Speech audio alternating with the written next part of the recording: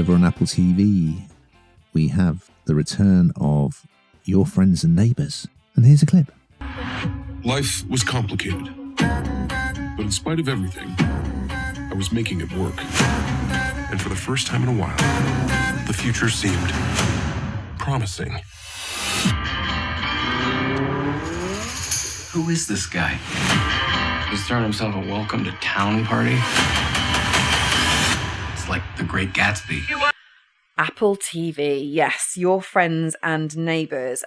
This is, I'm afraid, another one that I would put ahead in terms of binge watching over your Easter bank holiday, because it's just so dramatic and it's quite cliched in parts. I'm not going to lie. It's not really difficult viewing. It's easy viewing, but it's nicely done, and you'll get roped in pretty quickly, in my opinion.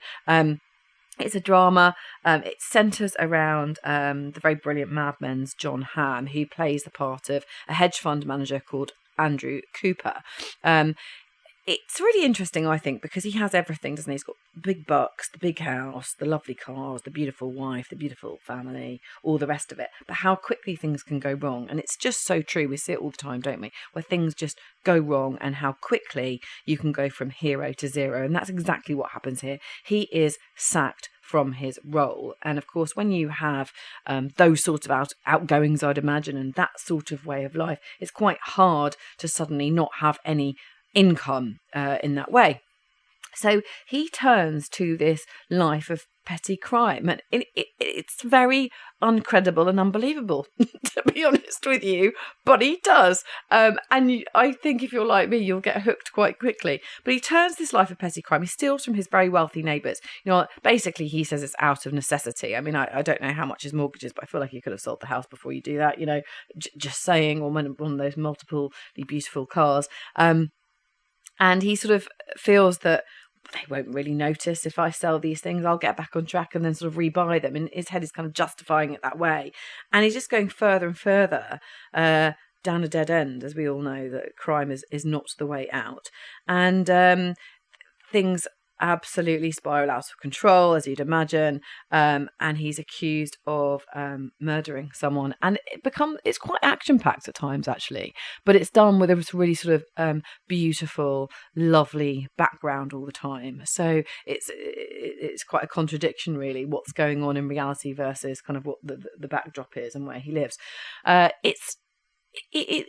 It's good. I enjoyed it. It's light entertainment. It feels like a real Easter treat, something that you can just sit down and watch and not pay a huge amount of attention, or have people around and watch it together. What did you think, Ian?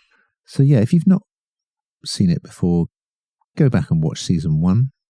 Spoiler alert, if you are going to go back at the end of season 1, well, let's just say it looked as though he was sort of on the verge of getting his old life back.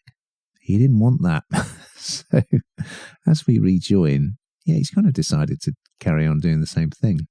Yeah, there's a great new character has arrived in the neighbourhood. He rolls up in his supercar and promptly buys a $20 million house. He's called Owen Ash, and he throws a big party to sort of say hello to the neighbourhood.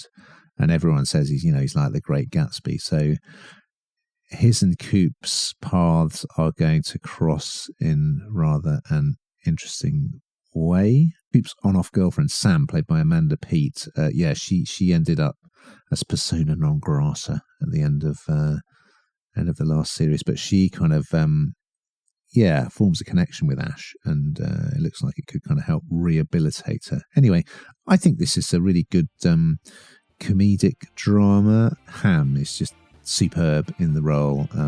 It's a really nice role for him. It's well made, good scripts, good characters. Glad to see it back.